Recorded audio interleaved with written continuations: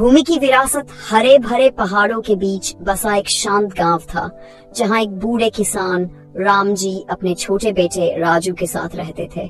राम जी ने अपना पूरा जीवन खेत जोतने, गेहूं और धान उगाने में बिता दिया था। वह अपनी इस कृषि विद्या को अपने इकलौते बेटे को सिखाने में लगे रहते थे। एक शाम जब सूरज क्षितिज के नीचे ढल रहा था, राजू अपने पिता के पास बरगद के पेड़ के नीचे बैठा। उसने पूछा, बाबा, आप इतनी मेहनत क्यों करते हैं? हम शहर जाकर आराम की जिंदगी क्यों नहीं जी सकते? राम जी मुस्कुराए और अपने जुर्रीदार हाथों से राजू के कंधे पर प्यार से हाथ रखा। बेटा, जमीन हमारी माँ है। ये हमें पालती है, हमें जीवन देती है और हमें धैर्य सिखाती है।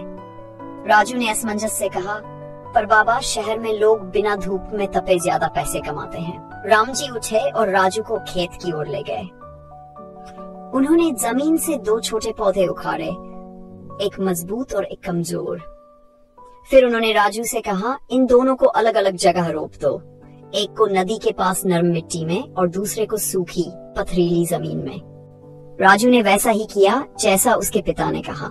1 महीने बाद उसने देखा कि नरम मिट्टी में लगा पौधा कमजोर और पतला रह गया था, जबकि पथरीली जमीन में लगा पौधा मजबूत और हरा भरा हो गया था।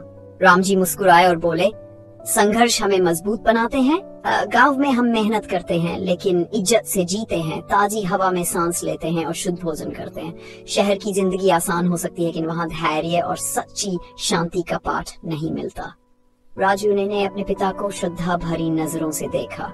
उस शाम जब वे घर लौट रहे थे, उसे एहसास हुआ कि वह अपने पिता के पद चिन्हों पर चलेगा, और इस तरह भूमि की विरासत आगे बढ़ती रही।